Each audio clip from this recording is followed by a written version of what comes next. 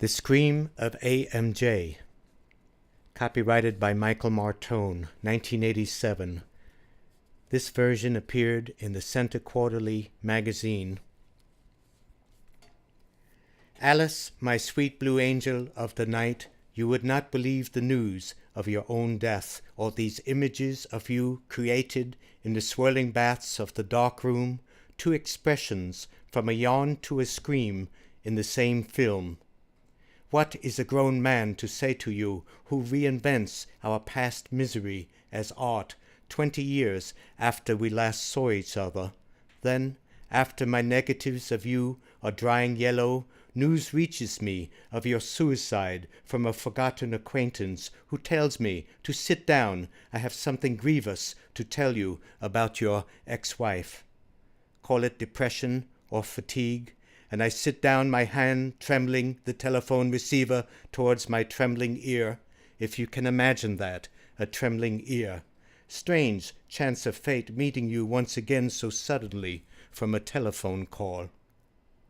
Alice, you would not believe the attention we both get now from this series of photographs. Me, who was supposed to be the one to go first, still alive at the age of 44, in love with another woman, recreating you, still feeling your jealousies, selling your face to a museum for $1,000 apiece, framing you with matboard, signing your face across with the words Michael Martone.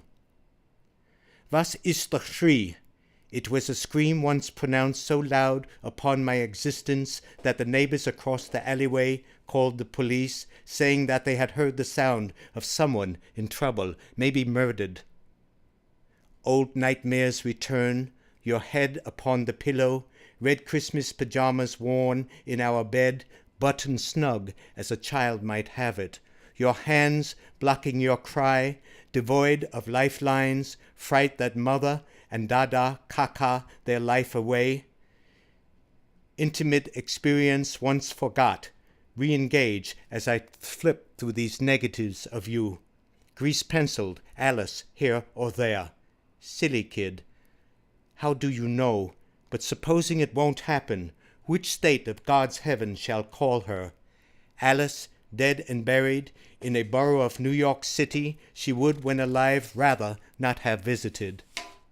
1953, darkroom with my bed in it on my 12th birthday, single-shot developer, or maybe seaman, my father sent away to a state hospital in a straitjacket. 1963, Alice about to be engaged to me in the crazy house, secretly, from the nursing staff. Patients throw up. A party for us late one Sunday night in the quiet of the men's room. We spit out our pills so that we could feel something again.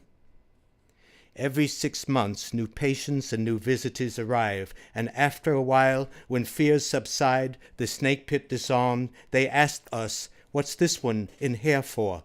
Doesn't look crazy. Nice face, too." We invent fantastic stories for the visitors' amusement. This one is shocked. This one fogged her or his film.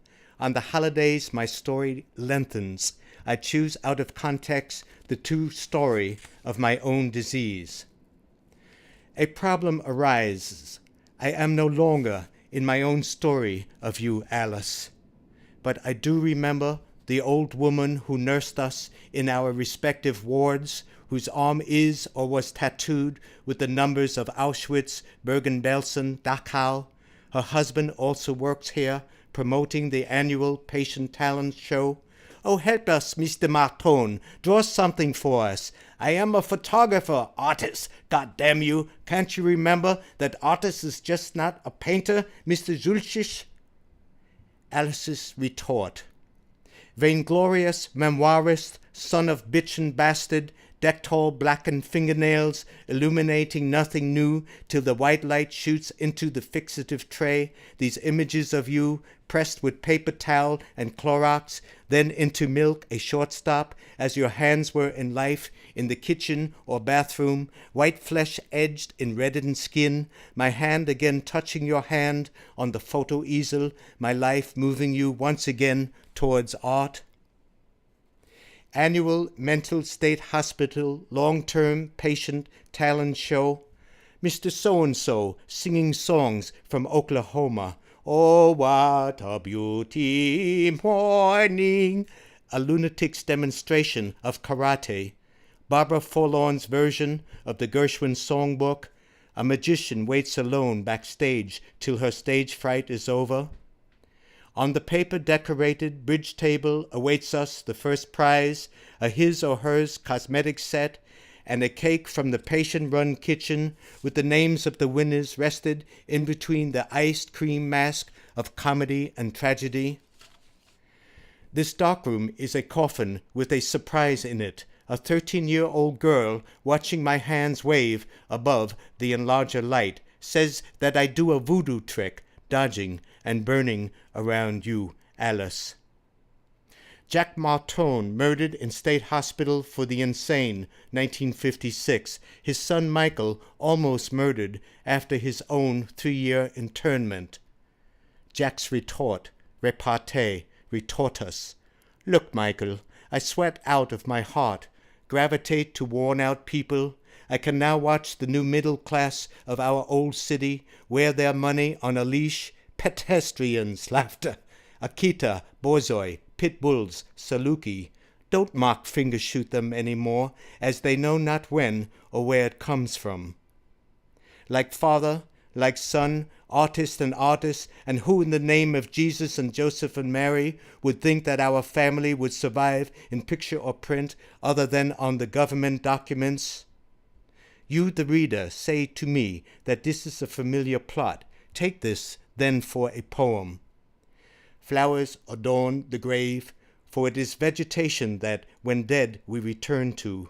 So new flowers wait at my parents' grave, seeding, if untread upon, the flowers that wait for me. As I photograph the ribbon flowers, I can hear her crying, for that is what she did when her period came, like clockwork, a soft whimper that needed no diagnosis nor blame. In the next moment she plucks a flower for her hair, chases me like a wild woman, scares me, and now rest in peace.